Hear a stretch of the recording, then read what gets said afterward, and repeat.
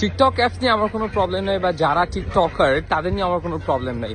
Just আমি টিকটকের মধ্যে যাইতে চাইছিলাম না, মানে আমি চাইনি যে আমার ভিডিওগুলো টিকটকে ছাড়া হোক, অ্যান্ড আমার ফ্যামিলি মেম্বার্স এটা পছন্দ করে না। বাট আনফর্চুনেটলি আমার নামে যে ফেক টিকটক অ্যাকাউন্টটা খোলা হয়েছিল, এই নিয়ে আমি সেকেন্ড ভিডিও বানাইতেছি হালার পুত্রী নিয়ে। ওর নামটা হচ্ছে চিল বিন আমির। Very well. অ্যান্ড ভাই, আমি গতকালকে আমাকে একজন স্ক্রিনশট দিল যে এই ফেক অ্যাকাউন্টটাতে আমার প্রত্যেকটা ভিডিও ছাড়া হচ্ছে, অ্যান্ড এটাতে 7 lakh likes. 7 lakh, can you imagine? একটা ফেক অ্যাকাউন্টের মধ্যে 7 লাখ লাইকস, অ্যান্ড এর মধ্যে 24,000 ফলোয়ার। আমি তোমাকে এতবার কইতেছি যে ভাই আমার কোনো টিকটক অ্যাকাউন্ট নাই, বাট তারপরও তোমরা কেন যেটা লাইক মারো? সবাই আমার বলতেছে ভাই তোমার ভিডিও এমনিও পুরাটা ছাড়তেছে, আমি জানি না পুরানা মাইয়া।